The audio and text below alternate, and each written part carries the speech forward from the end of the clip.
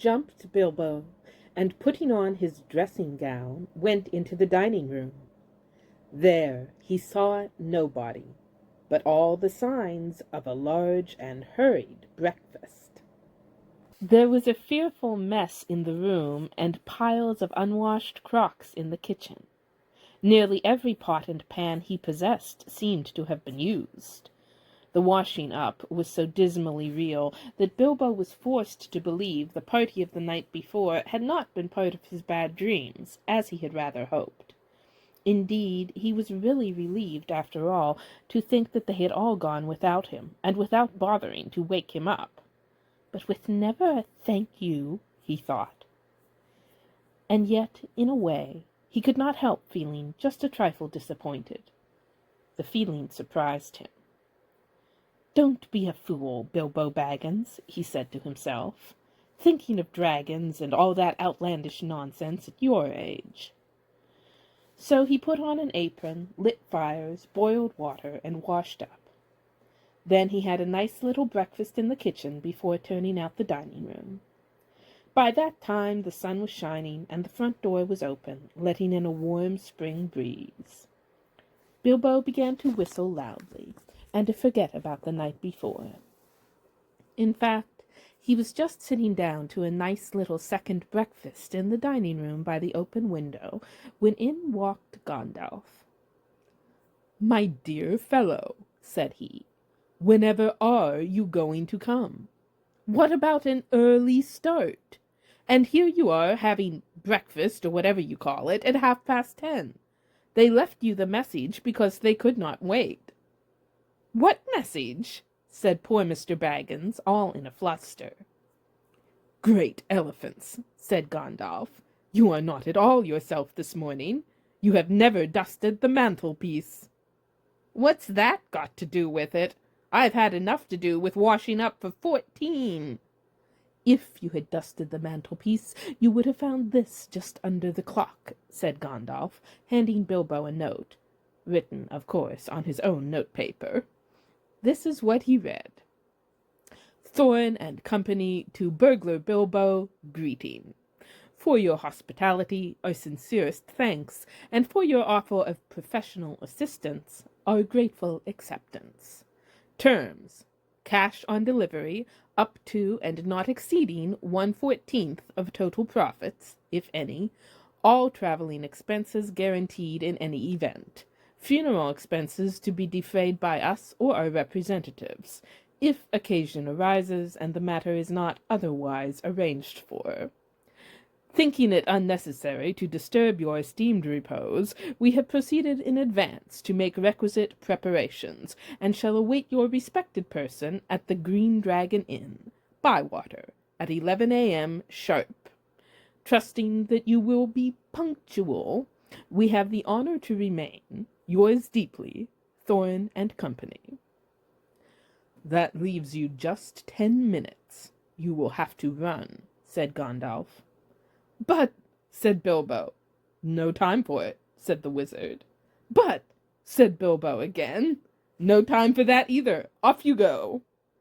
To the end of his days, Bilbo could never remember how he found himself outside, without a hat, walking stick, or any money, or anything that he usually took when he went out, leaving his second breakfast half finished and quite unwashed up, pushing his keys into Gandalf's hands, and running as fast as his furry feet could carry him down the lane, past the great mill, across the water, and then on for a mile or more.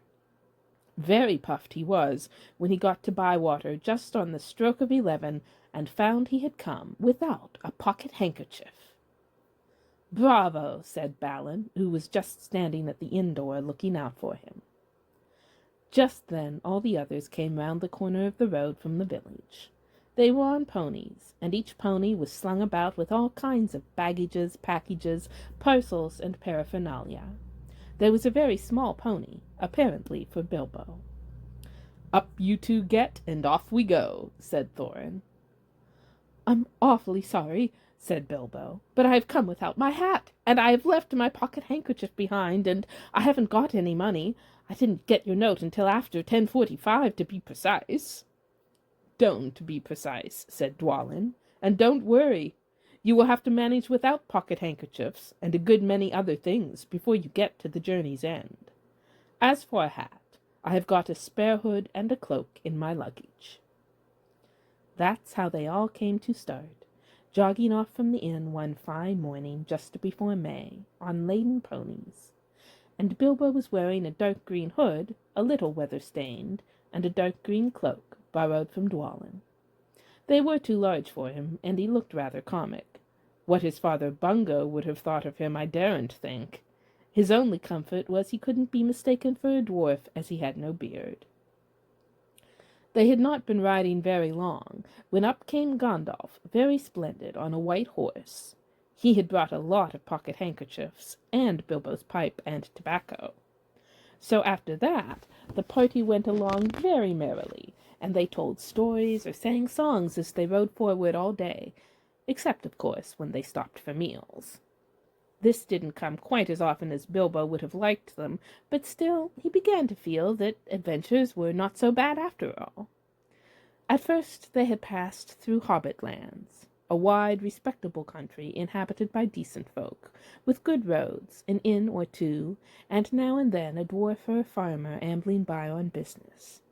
Then they came to lands where people spoke strangely and sang songs Bilbo had never heard before. Now they had gone on far into the lone lands, where there were no people left, no inns, and the roads grew steadily worse. Not far ahead were dreary hills, rising higher and higher, dark with trees. On some of them were old castles with an evil look, as if they had been built by wicked people. Everything seemed gloomy, for the weather that day had taken a nasty turn. Mostly it had been as good as May can be, even in merry tales, but now it was cold and wet. In the lone lands they had been obliged to camp when they could, but at least it had been dry. "To think it will soon be June," grumbled Bilbo, as he splashed along behind the others in a very muddy track. It was after tea-time. It was pouring with rain, and had been all day. His hood was dripping into his eyes. His cloak was full of water. The pony was tired and stumbled on stones. The others were too grumpy to talk. "And I'm sure the rain has got into the dry clothes and into the food bags," thought Bilbo. "Bother burgling and everything to do with it. I wish I was at home in my nice hole by the fire, with the kettle just beginning to sing." It was not the last time that he wished that. Still the dwarves jogged on, never turning round, or taking any notice of the hobbit. Somewhere behind the grey clouds the sun must have gone down, for it began to get dark as they went down into a deep valley with a river at the bottom. Wind got up, and willows along its banks bent and sighed. Fortunately the road went over an ancient stone bridge, for the river, swollen with the rains, came rushing down from the hills and mountains in the north. It was nearly night when they had crossed over. The wind broke up the grey clouds, and a wandering moon appeared above the hills, between the flying rags. Then they stopped, and Thorin muttered something about supper, and "Where shall we get a dry patch to sleep on?" Not until then did they notice that Gandalf was missing. So far he had come all the way with them, never saying if he was in the adventure or merely keeping them company for a while. He had eaten most, talked most, and laughed most. But now he simply was not there at all. "Just when a wizard would have been most useful, too," groaned Dori and Nori, who shared the hobbit's views about regular meals, plenty and often. They decided in the end that they would have to camp where they were. They moved to a clump of trees, and though it was drier under them, the wind shook the rain off the leaves, and the drip, drip was most annoying. Also the mischief seemed to have got into the fire. Dwarves can make a fire almost anywhere, out of almost anything, wind or no wind.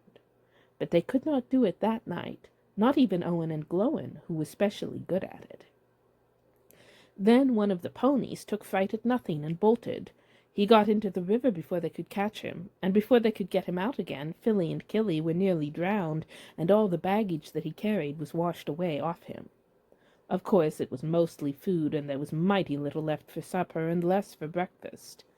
There they all sat, glum and wet and muttering, while Owen and Glowin went on trying to light the fire and quarreling about it.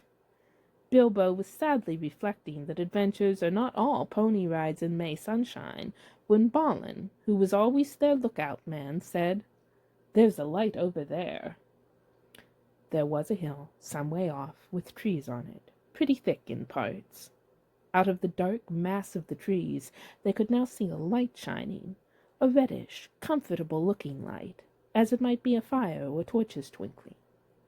When they had looked at it for some while, they fell to arguing.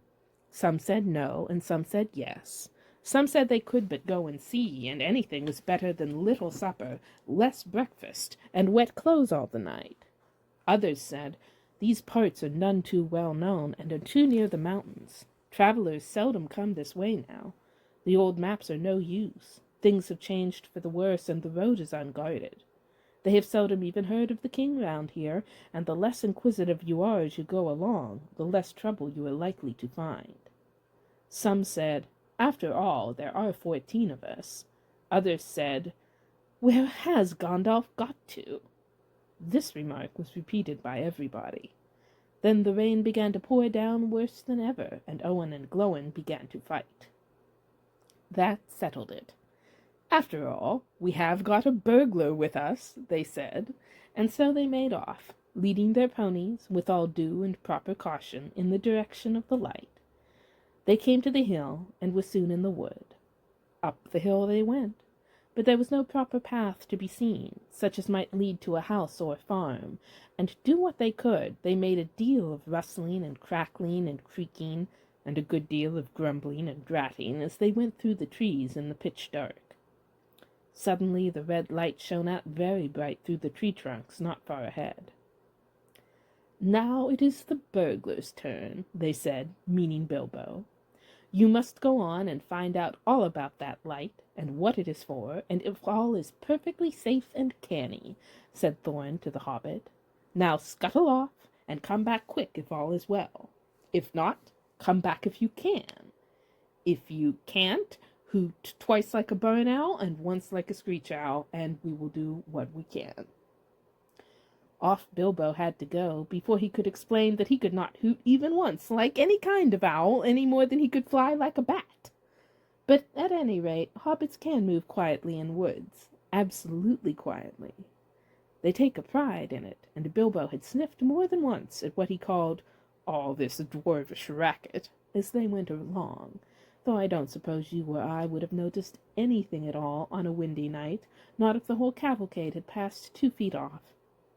As for Bilbo, walking primly towards the red light, I don't suppose even a weasel would have stirred a whisker at it. So, naturally, he got right up to the fire, for fire it was, without disturbing anyone. And this is what he saw. 3 very large persons sitting round a very large fire of beech logs. They were toasting mutton on long spits of wood and licking the gravy off their fingers. There was a fine, toothsome smell. Also there was a barrel of good drink at hand, and they were drinking out of jugs. But they were trolls. Obviously trolls. Even Bilbo, in spite of his sheltered life, could see that. From the great heavy faces of them, and their size, and the shape of their legs, not to mention their language, which was not drawing-room fashion at all. At all. "Mutton yesterday, mutton today, and blimey if it don't look like mutton again tomorrow," said one of the trolls. "Never a blinking bit of man-flesh have we had for long enough," said a second. "What the hell William was a-thinking of to bring us into these parts at all, beats me. And the drink running short, what's more," he said, jogging the elbow of William, who was taking a pull at his jug. William choked. "Shut your mouth," he said, as soon as he could. "You can't expect folk to stop here forever, just to be et by you and Bert. You've et a village and a half between you since we come down from the mountains. How much more do you want? And time's been up our way when you'd have said, 'Thank your bill for a nice bit of fat bally mutton like what this is.'" He took a big big bite off a sheep's leg he was roasting and wiped his lips on his sleeve. Yes, I am afraid trolls do behave like that, even those with only one head each. After hearing all this, Bilbo ought to have done something at once. Either he should have gone back quietly and warned his friends that there were 3 fair-sized trolls at hand in a nasty mood, quite likely to try roasted dwarf or even pony for a change, or else he should have done a bit of good quick burgling. A really first-class and legendary burglar would at this point have picked the trolls' pockets. It is nearly always worthwhile, if you can manage it. Pinched the very mutton off their spits, purloined the beer, and walked off without their noticing him. Others, more practical but with less professional pride, would perhaps have stuck a dagger into each of them before they observed it. Then the night could have been spent cheerily. Bilbo knew it. He had read of a good many things he had never seen or done. He was very much alarmed, as well as disgusted. He wished himself 100 miles away, and yet somehow he could not go straight back to Thorn and Company empty-handed. So he stood and hesitated in the shadows. Of the various burglarious proceedings he had heard of, picking the troll's pocket seemed the least difficult, so at last he crept behind a tree just behind William. Bert and Tom went off to the barrel. William was having another drink. Then Bilbo plucked up courage and put his little hand in William's enormous pocket. There was a purse in it, as big as a bag to Bilbo. "Ha!" thought he, warming to his new work as he lifted it carefully out. "This is a beginning." It was. Trolls' purses are the mischief, and this was no exception. "Here! Who are you?" it squeaked as it left the pocket, and William turned round at once and grabbed Bilbo by the neck before he could duck behind the tree. "Blimey, Bert, look what I've copped," said William. "What is it?" said the others, coming up. "Lummy if I knows. What are yer?" "Bilbo Baggins, a Hobbit," said poor Bilbo, shaking all over and wondering how to make owl noises before they throttled him. "A Hobbit?" said they, a bit startled. Trolls are slow in the uptake and mighty suspicious about anything new to them. "What's a Hobbit got to do with my pocket, anyways?" said William. "And can yer cook 'em?" said Tom. "Yer can try," said Bert, picking up a skewer. "He wouldn't make above a mouthful," said William, who had already had a fine supper. "Not when he was skinned and boned." "P'raps there are more like 'em round about, and we might make a pie," said Bert. "Here you, are there any more of your sort sneaking in these here woods, you nasty little rabbit?" said he, looking at the Hobbit's furry feet, and he picked him up by the toes and shook him. "Yes, lots," said Bilbo, before he remembered not to give his friends away. "Nope, none at all, not one," he said immediately afterwards. "What do yer mean?" said Bert, holding him right way up, by the hair this time. "What I say," said Bilbo, gasping. "And please don't cook me, kind sirs. I am a good cook myself, and cook better than I cook, if you see what I mean. I'll cook beautifully for you, a perfectly beautiful breakfast for you, if only you won't have me for supper." "Poor little blighter," said William. He had already had as much supper as he could hold. Also, he had had lots of beer. "Poor little blighter. Let him go." "Not till he says what he means by lots and none at all," said Bert. "I don't want to have me throat cut in me sleep. Hold his toes in the fire till he talks." "I won't have it," said William. "I caught him anyway." "You're a fat fool, William," said Bert, "as I've said for this evening. And you're a lout." "And I won't take that from you, Bill Huggins," says Bert, and puts his fist in William's eye. Then there was a gorgeous row. Bilbo had just enough wits left when Bert dropped him on the ground to scramble out of the way of their feet before they were fighting like dogs and calling one another all sorts of perfectly true and applicable names in very loud voices. Soon they were locked in one another's arms and rolling nearly into the fire, kicking and thumping, while Tom whacked at them both with a branch to bring them to their senses. And that, of course, only made them madder than ever. That would have been the time for Bilbo to have left, but his poor little feet had been very squashed in Bert's big paw, and he had no breath in his body, and his head was going round. So there he lay for a while, panting, just outside the circle of firelight. Right in the middle of the fight, up came Balin. The dwarfs had heard noises from a distance, and after waiting for some time for Bilbo to come back or to hoot like an owl, they started off, one by one, to creep towards the light as quietly as they could. No sooner did Tom see Balin come into the light than he gave an awful howl. Trolls simply detest the very sight of dwarves, uncooked. Bert and Bill stopped fighting immediately, and, "A sack, Tom! Quick!" they said. Before Balin, who was wondering where in all this commotion Bilbo was, knew what was happening, a sack was over his head, and he was down. "There's more yet to come," said Tom, "or I'm mighty mistook. Lots and none at all, it is," said he. "No burr hobbits, but lots of these here dwarves. That's about the shape of it." "I reckon you're right," said Bert, "and we'd best get out of the light." And so they did. With sacks in their hands that they used for carrying off mutton and other plunder, they waited in the shadows. As each dwarf came up and looked at the fire, and the spilled jugs, and the gnawed mutton in surprise, pop went a nasty, smelly sack over his head, and he was down. Soon Dwalin lay by Balin, and Filly and Killy together, and Dorry and Norry and Orry all in a heap, and Owen and Glowin and Biffer and Bofer and Bomber piled uncomfortably near the fire. "That'll teach 'em," said Tom, for Biffer and Bomber had given a lot of trouble and fought like mad, as dwarves will when cornered. Thorin came last, and he was not caught unawares. He came expecting mischief, and didn't need to see his friend's legs sticking out of sacks to tell him that things were not all well.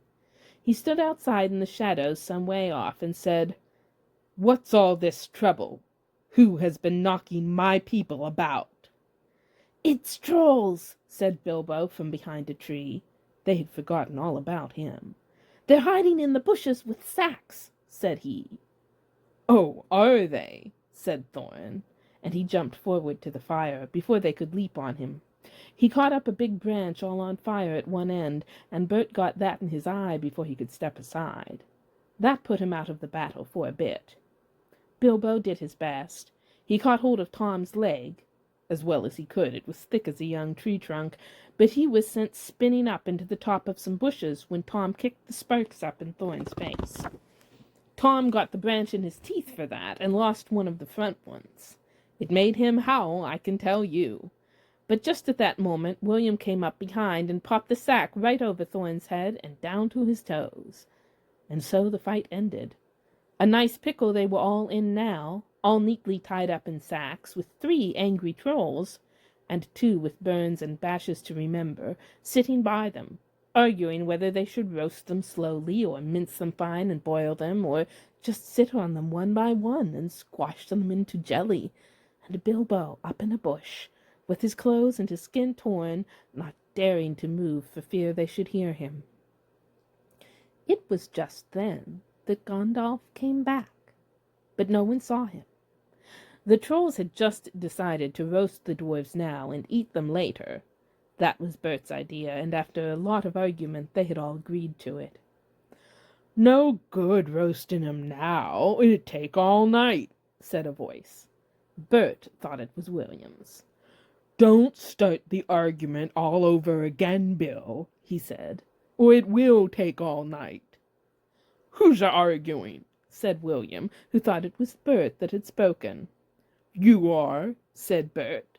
"You're a liar," said William, and so the argument began all over again. In the end they decided to mince them fine and boil them, so they got a great black pot and they took out their knives.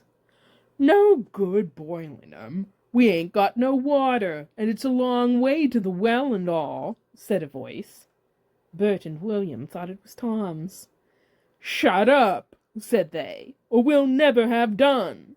And you can fetch the water yourself if you say any more." "Shut up yourself," said Tom, who thought it was William's voice. "Who's arguing but you, I'd like to know?" "You're a booby," said William. "Booby yourself," said Tom.